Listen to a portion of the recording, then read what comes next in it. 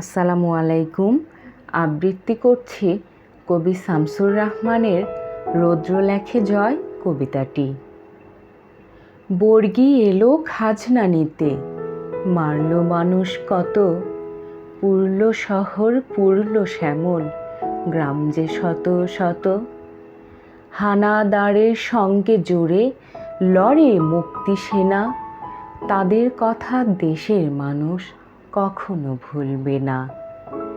আবার দেখি নীল আকাশে পায়রা মেলে পাখা, মা হয়ে যায় দেশের মাটি তার বুকেতেই থাকা। কাল যেখানে আঁধার ছিল আজ সেখানে আলো, কাল যেখানে মন্দ ছিল আজ সেখানে ভালো।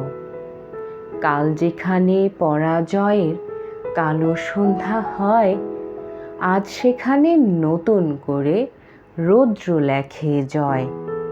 ধন্যবাদ।